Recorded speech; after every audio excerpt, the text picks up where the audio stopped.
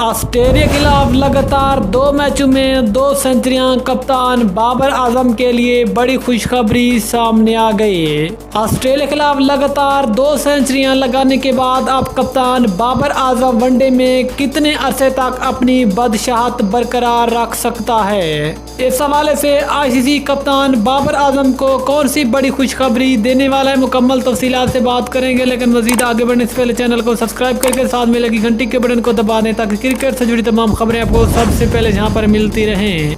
अस्सलाम वालेकुम, welcome to San sports.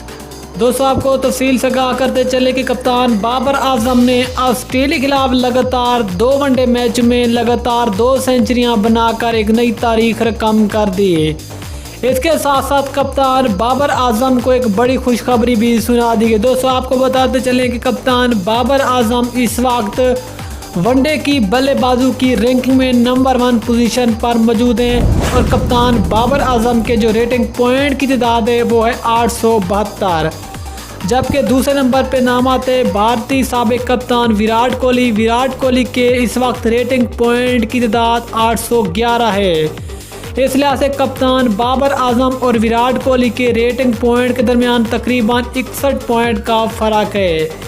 लेकिन अब जो बाबर आजम ने ऑस्ट्रेलिया के खिलाफ लगातार 2 सेंचुरियां बनाई हैं, अब उन 2 सेंचुरियों के जो रेटिंग पॉइंट हैं वो कप्तान बाबर आजम की रैंकिंग में शामिल नहीं हुए।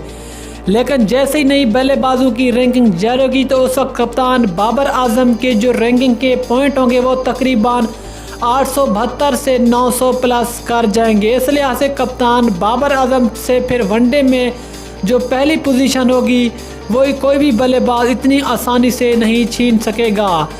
दोस्तों, इस लिहाज से एक अंदाजे के मुताबिक कप्तान बाबर आजम अब 2022 में वनडे की पहली पोजीशन पर बरकरार रहेंगे।